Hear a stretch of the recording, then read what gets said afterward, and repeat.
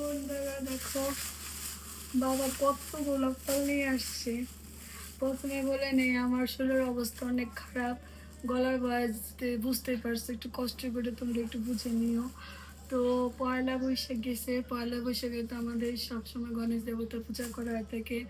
বাবু সেই পূজা করছে, একটা জিনিসও আমাকে না রেখে খায় না। দেখো কলার ফানাগুলো সুইটা নিয়ে আসছে, চার চারটা আরো আরো কিছু আছে, জামুরা মুমুরা যত কিছু আছে সবগুলো নিয়ে আসছে।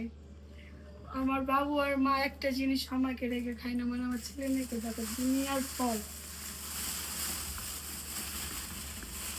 বাবা মা ছাড়া কিন্তু কেউ পৃথিবীতে একটু খোঁজ খবর নেওয়া দেখে না, কি খাইলাম কি করলাম। আসলে বাবা মার মতো কেউ হয় নাই। দেখো দুনিয়ার ফল নিয়ে আসছে বন্ধুরা।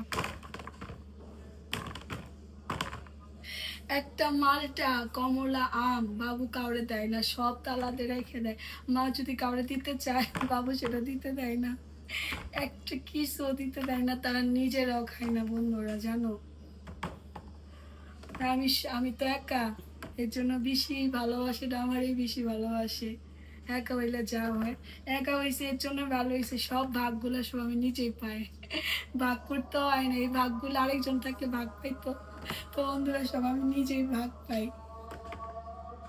আর তোমরা প্রে করো, আমার গলার অবস্থা অনেক খারাপ, প্রচুর ঠান্ডা লাগছে, জ্বরও আসছে, চেহারা দেখে বুঝতে পারছি।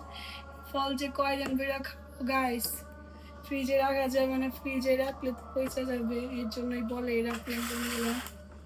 আর এই কলাগুলো দিয়ে ভাবছি বড়া বানাবো। কে কি কলার বড়া খেতে পছন্দ করে আমাকে কমেন্ট করে জানিও। এই কলাগুলো দিয়ে, এতগুলো কলা তো আর খাওয়া যাবে না, পচে যাবে, এটাতে বড়া বানাবো।